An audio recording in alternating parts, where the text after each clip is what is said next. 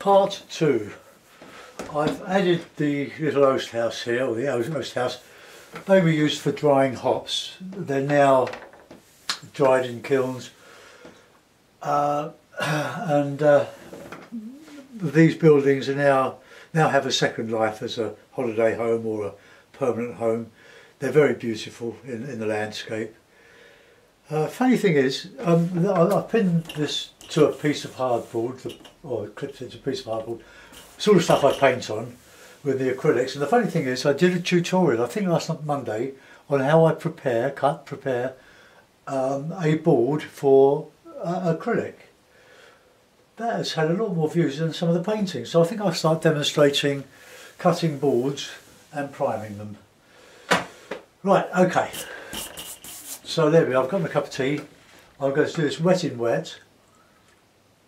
It's a large sheet of Bockingford cold pressed paper. It's fairly smooth. I've got a rougher one, which I probably should have used. It's 20 inches by 16. It's half imperial. So there we go. I'll wet the paper all over. I'm not going to have this as a sunny day. I like burnt sienna and raw siennas. I like earth colours, in other words. I think because of the English weather, earth colours are very appropriate. So I'm hoping some of this is dry, because this is only about half an hour after I did the first part. I just went down, enough time to upload the video and do that oast house and prepare my watercolours. Right, okay. So I've got my usual colours, lemon yellow, burnt raw sienna, alizarin crimson, night red, ultramarine, burnt umber, Payne's grey and burnt sienna. Burnt sienna I like, but I'm going to warm up the background with some nice nice raw sienna.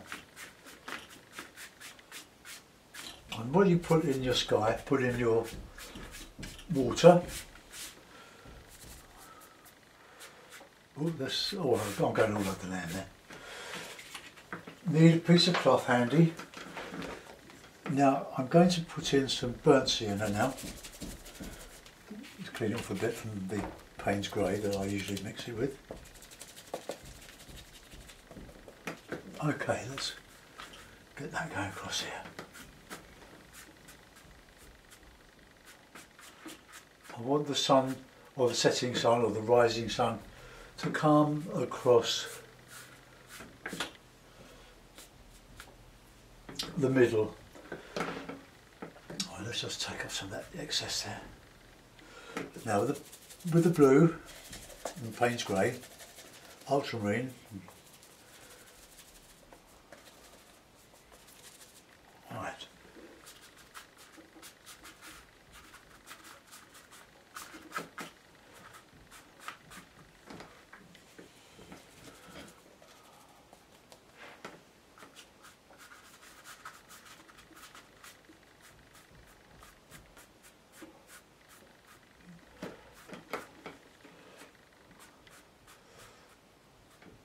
I want the light to come through the middle of this again. So we'll put that in the water. I'm meant to put in a bit of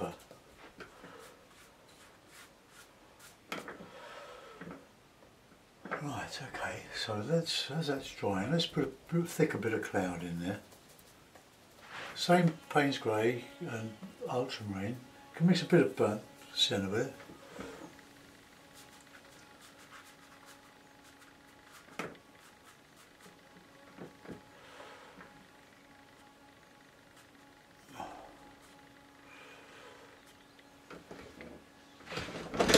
Let's just come up here for that. Right, so I'll let that go.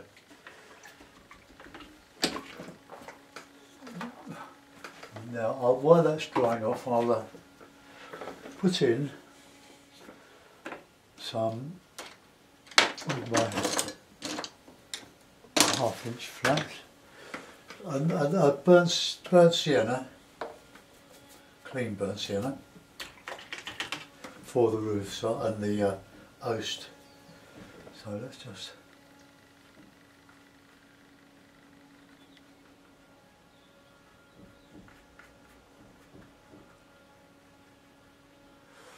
and then we'll have a darker version of it.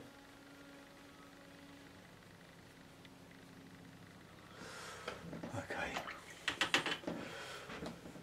we can put in a bit of just a bit of deeper on the.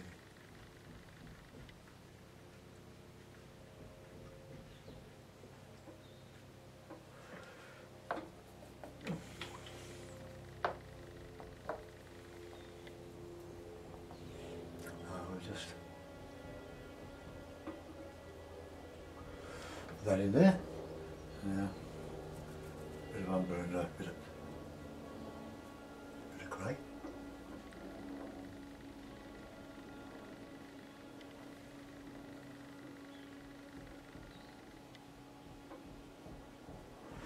Right, that'll do.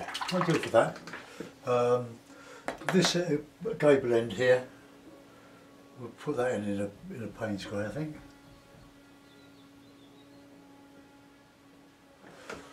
I do.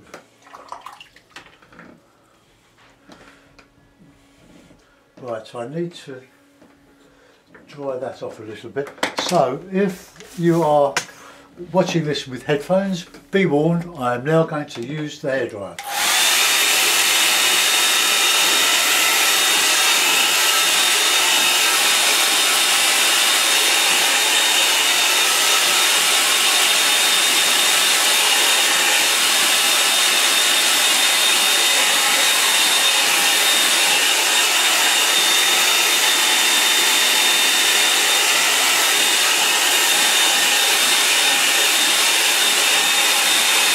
Right, that'll do.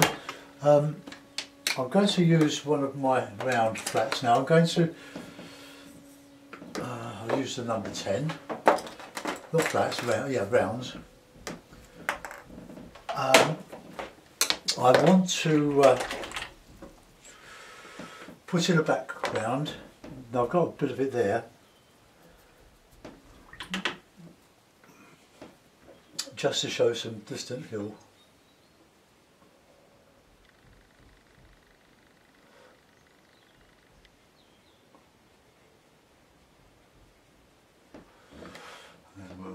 Do the same here.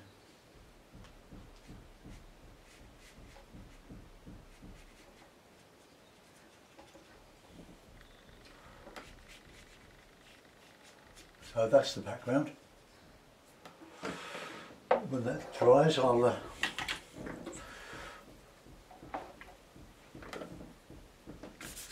yeah, that's okay. I'll go over those wintry trees with this brush here, but a bit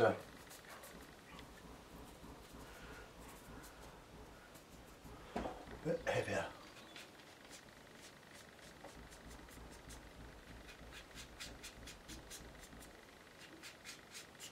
That's on the shadow side. So. Oh, I was going to put some glue in there. You didn't shout. Glue in the alizarin.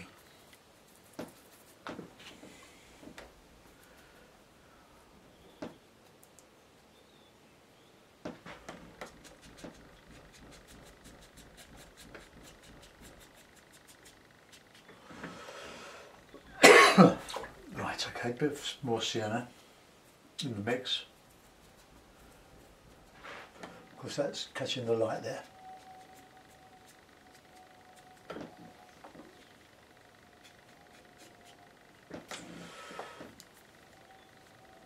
Try and get pleasing shapes to those. That's a bit too candy floss.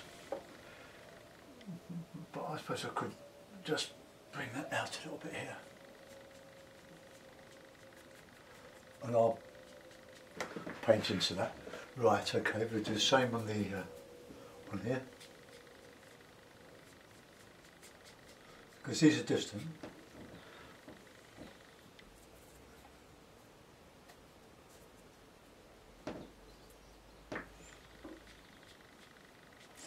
Well, they're fairly dark now because of the blobs I made in the ink.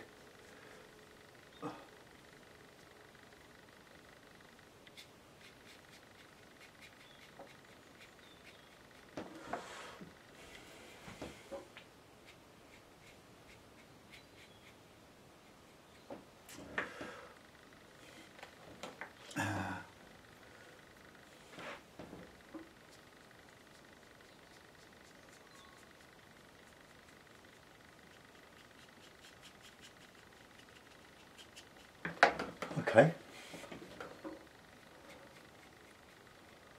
Bring it down there. I've left a margin on the roof here, just so that the top there just so it just shows up a little bit. Right, so I'm not sure if I'm going to use that again now. I'll put that aside, have a little bit of tea.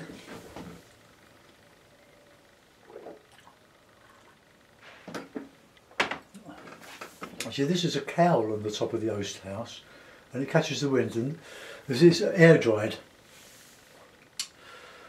They're beautiful buildings.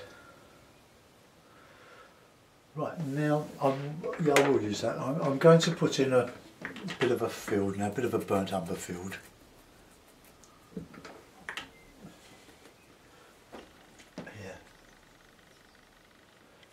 Paint the way the furrows are going there. Then we'll have a bit of Payne's grey, I think, in that field there. Then we're going to a bit of green, a bit of grass, nice bit of yellow.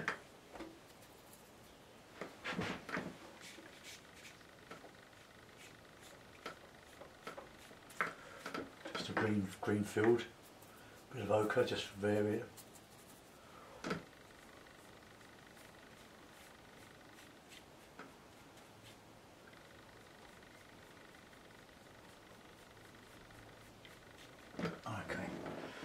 So there we are. So we've got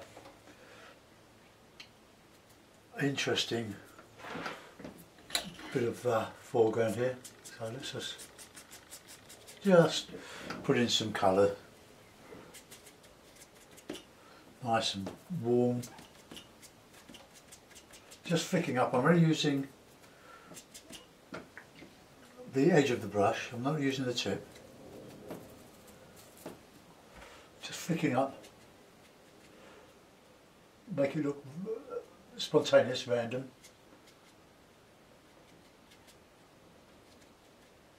And I'll go over there with the rigger, use the same way.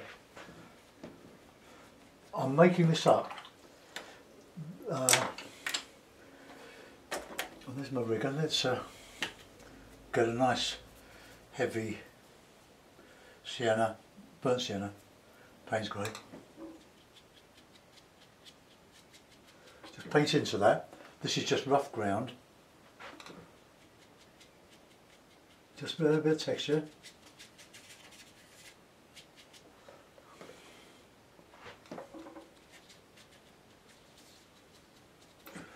See, the painting, once you've done the drawing, the painting is really just filling in.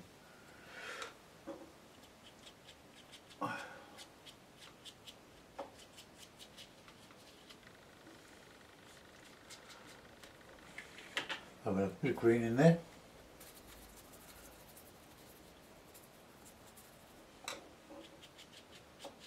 Nice.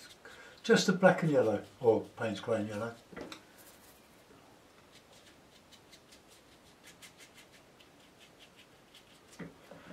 Leaving lots of white.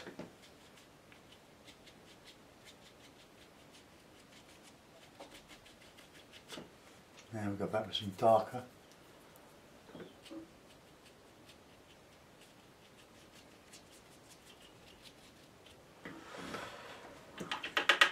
Right, let's get in with some colour in here.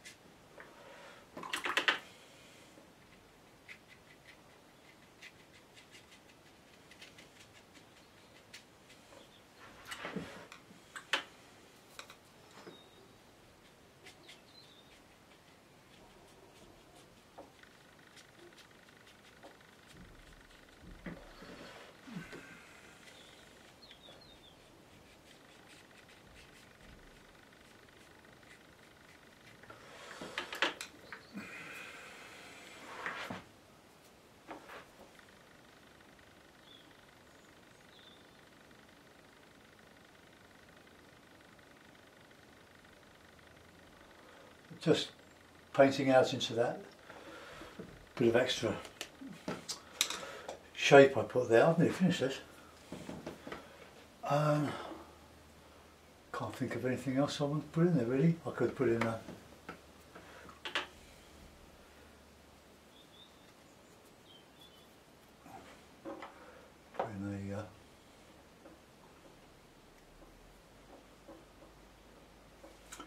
I was going to put in a figure, but I don't think I want a figure in that.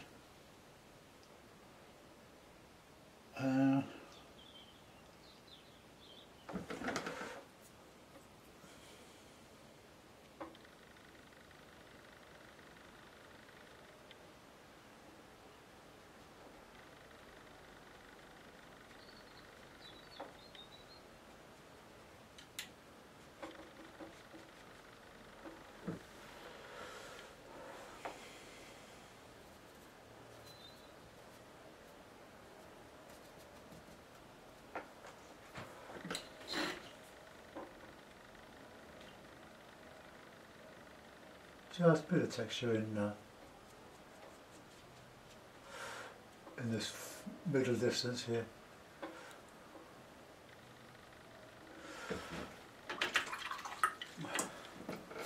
Now,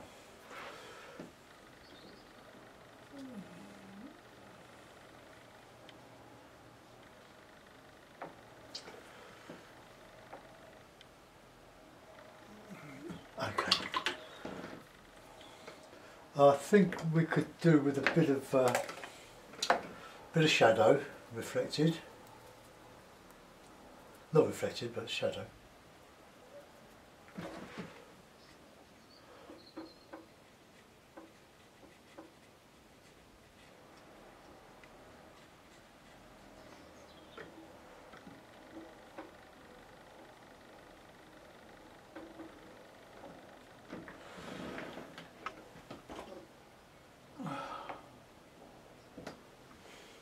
Okay.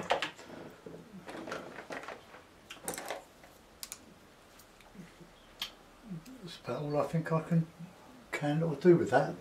If I want to do any more, I would probably ruin it. I'm going to put this in a mount now. I've got a big mount to cut. Let's just push that down there. Get a bit of tape. Just hold it there.